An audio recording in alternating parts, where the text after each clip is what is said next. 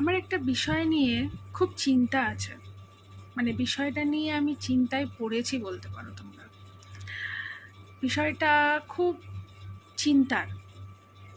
সেই বিষয়টা হলো শ্যাম্পু করা নিয়ে। কারণ কেউ বলে রবিবারের দিন শ্যাম্পু করতে হয় না, যেহেতু রবিবার আমার ছেলের জন্মবার। কেউ বলে স্বামীর জন্মবারে শ্যাম্পু করতে হয় না, সেটা হলো সোমবার। কেউ বলে বৃহস্পতিবারে শ্যাম্পু করতে হয় না, তো আবার কেউ বলে শনি মঙ্গলবারে শ্যাম্পু করতে হয় না। থাকলো বুধবার আর শুক্রবার। এবার এর মধ্যেও একটা সমস্যা, কারোর বুধের দোষ আছে তো কারোর শুক্রের দোষ আছে। এখন আমার বুধের না শুক্রের তা তো আমি জানি না। তো শ্যাম্পুটা করব কোন দিন, যার জন্য বেশিরভাগ দিনই আমি শ্যাম্পু না করেই থেকে